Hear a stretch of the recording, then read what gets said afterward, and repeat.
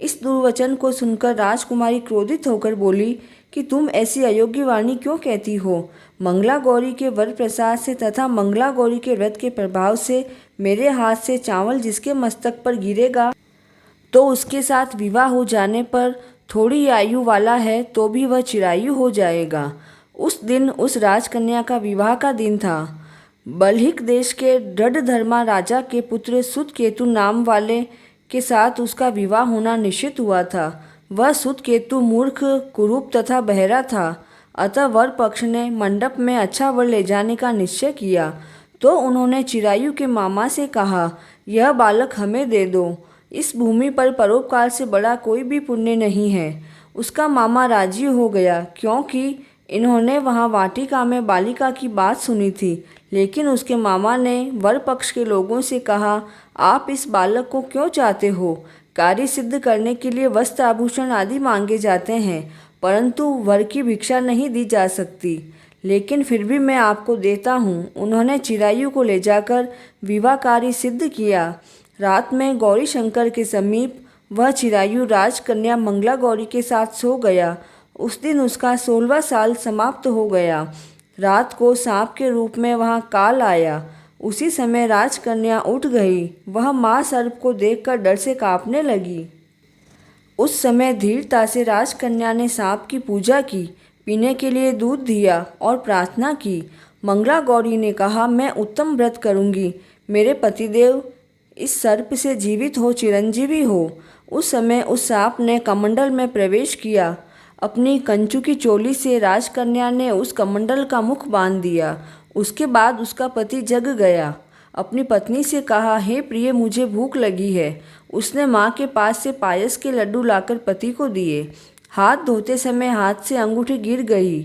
वह पान खाकर फिर सो गया। राजपुत्री कमंडल को बाहर फेंकने गई, लेकिन उसमें चमकते हुए हार को देखकर वह आश्चर्यचकित हो गई।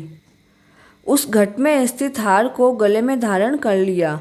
कुछ रात शेष रही तब चिरायु का मामा उसे ले गया। चिरायु के जाने के बाद वर पक्ष के लोग सुकेतु को वहां ले गए। मंगला गौरी ने सुकेतु को देखकर कहने लगी, यह मेरे स्वामी नहीं है। लोग उस राजकन्या से बोले, कोई पहचान हो तो बताओ।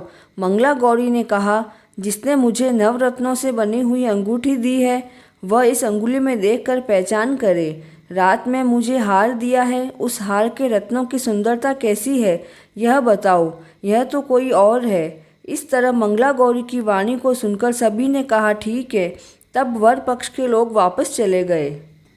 मंगला गौरी के पिता ने यज्ञ किया, जिसमें सबने यह कथा सुनी कि स्वरूप के कुरूप हो जाने पर किसी और को ले आए। इधर 1 साल तक यात्रा करते हुए चिरायु अपने मामा के साथ ससुराल का वृत्तांत देखने के लिए आया। तब मंगला गौरी ने उसे देख लिया और पहचान लिया। उसने अपने माता पिता से कहा कि मेरे पति आ गए हैं। तब राजा ने बंधु बांधुओं के साथ मिलकर उनका विवाह उत्सव करवाया। वस्त्र आभूषण, अश्व, गज, रथ, बहुत सी चीजें देकर पुत्री को विदा कर दिया।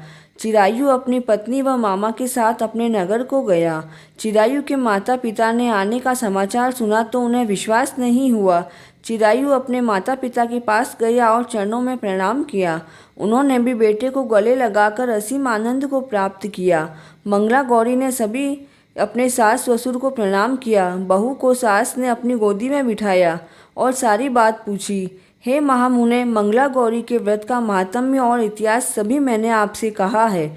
भगवान शिव शंकर ने सनत कुमार से कहा, इस मंगला गौरी के व्रत से आपकी सभी मनोरथ सिद्ध होंगे, इसमें कोई संशय नहीं है। 7वां अध्याय संपूर्ण। प्लीज़ चैनल को लाइक एवं सब्सक्राइब करना ना भूलें। जय शिव शंकर।